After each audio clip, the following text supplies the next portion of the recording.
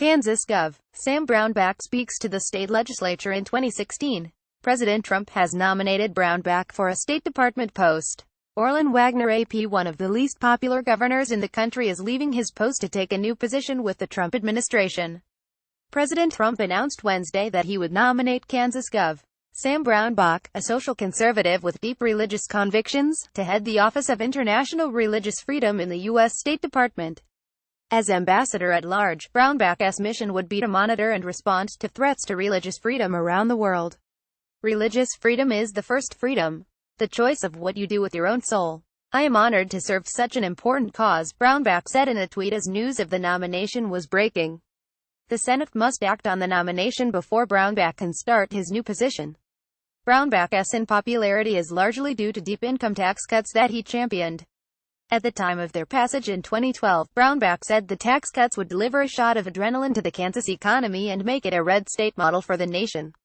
Instead of igniting the Kansas economy as Brownback had promised, the cuts sent state revenues plummeting and prompted lawmakers to make sharp spending cuts and raise taxes. Earlier this year, Kansas lawmakers, led by a coalition of newly elected Democrats and moderate Republicans, dealt a significant blow to Brownback's political reputation by overriding his veto of a bill that reversed the tax cuts.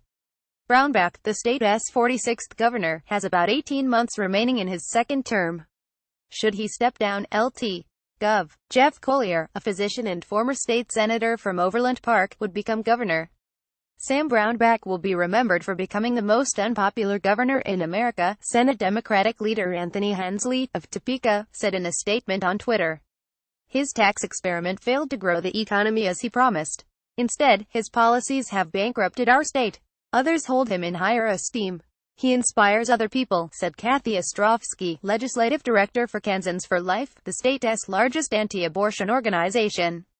He has inspired some conservative leaders who had terrible bruises from the last couple of decades. He said, hang in there, stay with it. Let us keep working. Prior to his election as governor in 2010, Brownback served 14 years in the U.S. Senate.